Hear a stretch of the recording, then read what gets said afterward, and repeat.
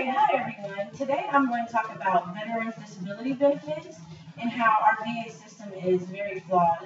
It takes them a long time to get our veterans the disabilities and benefits that they deserve. So these veterans are men and women who have served our country and have fought in different wars overseas and sometimes right at home and put their life on the line for us to be safe here in America. A lot of them come back with several injuries. Some are mental and other are physical, such as losing limbs and things of that nature. But it takes them a long time to receive benefits and compensation for the time that they put in when they service our country. Me personally, I think that they definitely deserve these benefits as soon as possible.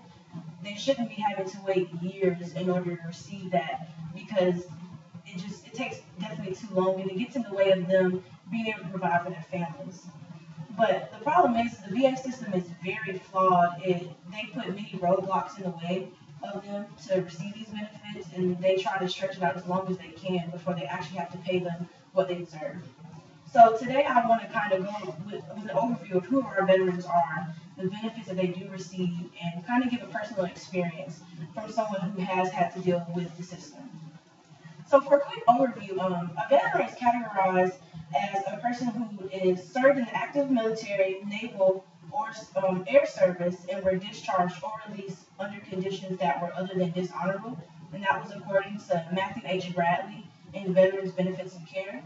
And generally, any military retiree is someone who is considered a veteran.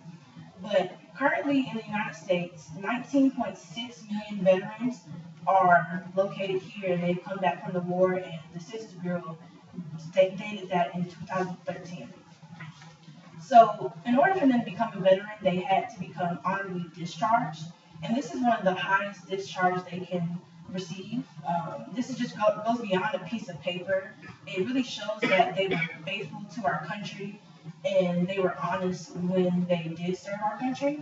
And this is definitely something that most of them are very proud of when they come back.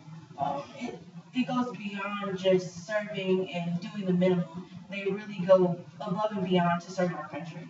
So it really shouldn't be that difficult for them to receive benefits, but it definitely is.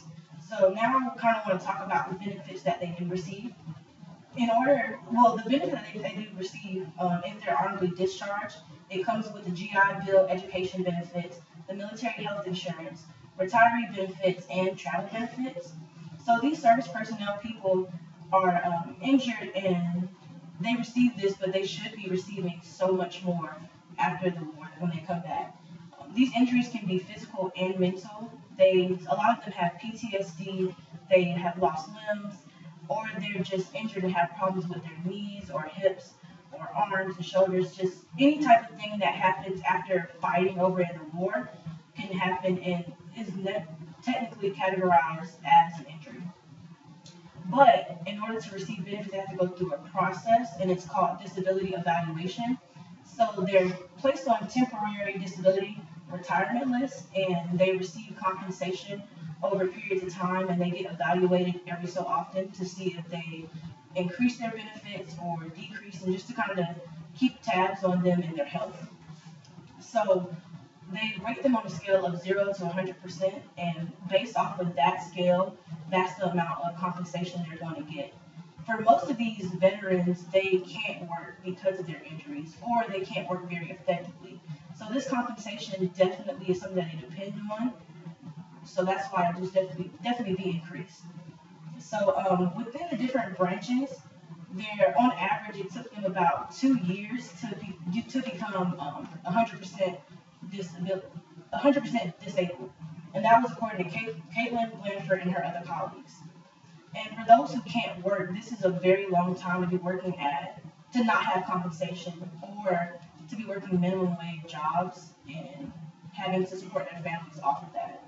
So in 2013, there were 712,000 people who were receiving 100% disability checks, but there were 3.6 million people who are actually disabled from their service in force.